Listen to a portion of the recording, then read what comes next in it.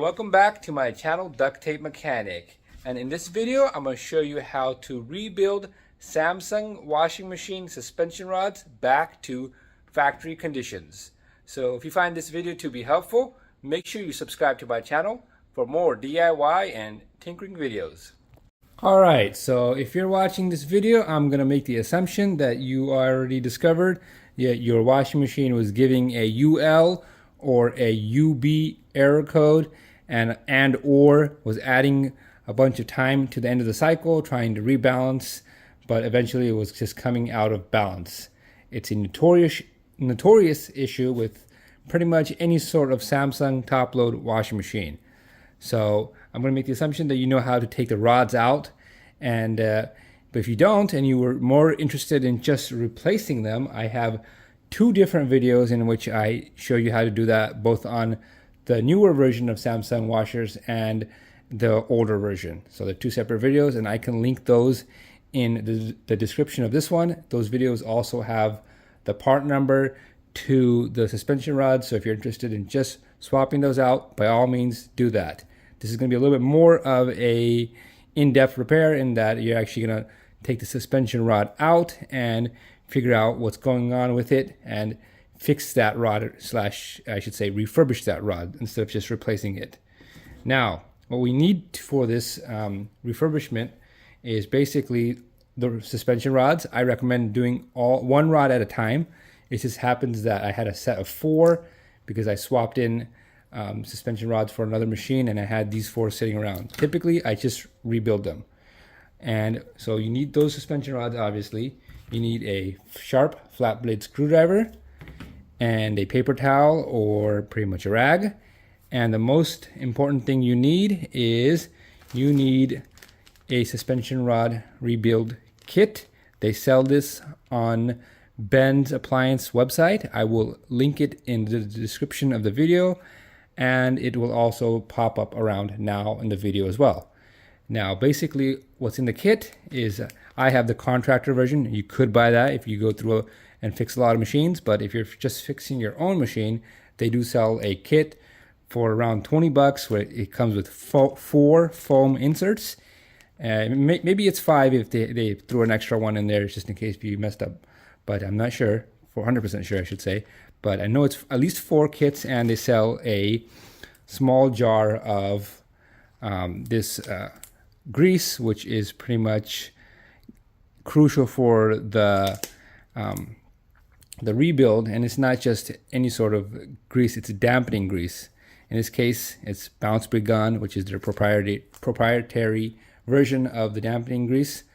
Like I said, the $15 or $20 kit has a small jar of the grease and the inserts. This is just the contractor version, and I'll link those parts. Before we get started, I just want to briefly cover the failure mechanism. Basically what happens is that these rods fail to provide their function, which is to dampen the centrifugal force as it spins, as a washer drum spins I should say.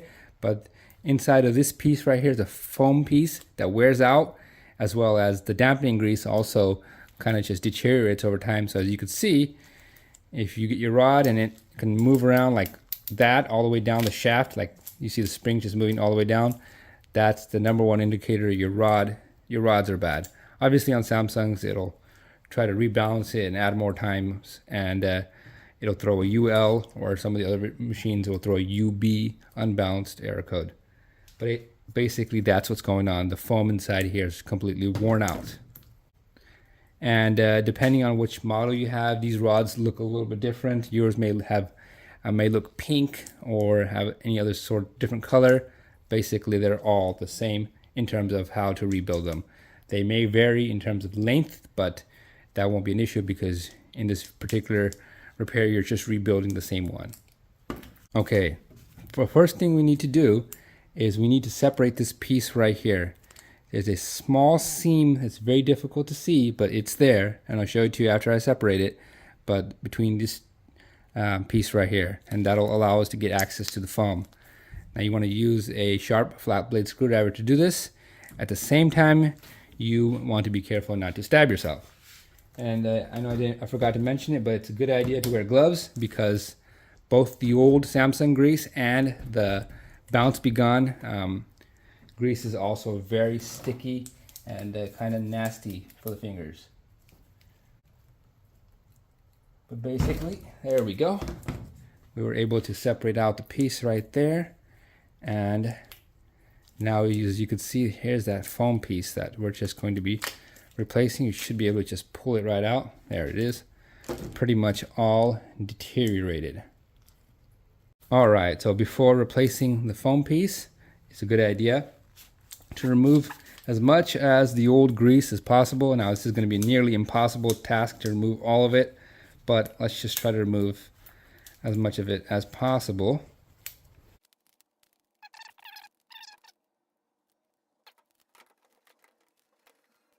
Got the rod pretty much cleaned up, as much clean as it's going to get, I should say.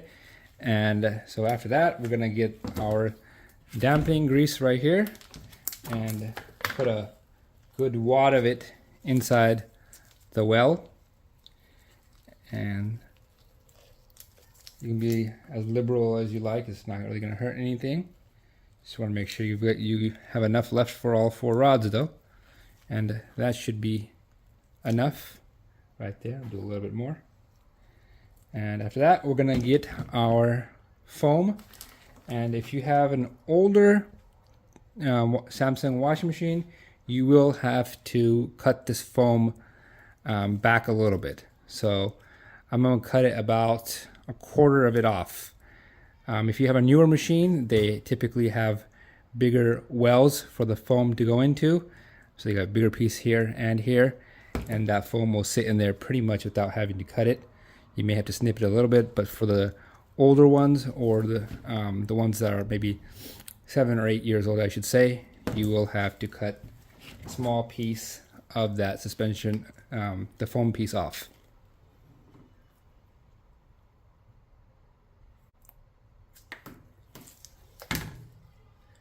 Then after that, as you'll see, it's already cut into a slit. It's got a slit in it right there, and we can just slide that over the shaft right here. And after you've slid it over, we're just going to stuff it into the top well right here. So another indicator of how much you need to cut it is basically if you try to stuff it in there and it's not going in, just clip it a little bit and it'll be fine. Another good indicator to use is you can get the old foam, which is right here, and just put it up next to it in terms of length, and you'll see that I've cut it to pretty much the exact length. Before it was like up to here.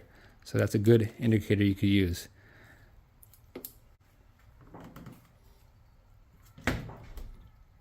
Then you can also stick a little bit of this dampening grease around the well, the top portion of the well, is before you shove it in there.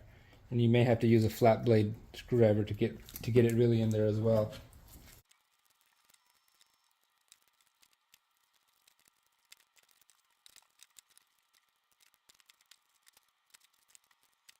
And when you got it all stuffed in there, should look something like this. Maybe this one can go in a little bit further.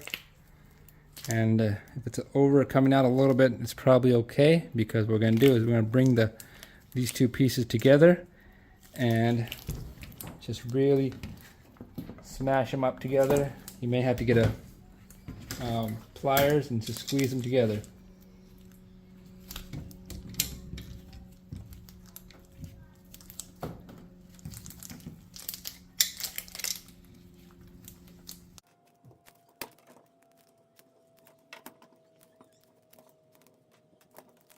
You've got those pieces mated together. We're just going to get another dab of the dampening grease and put it on the bottom.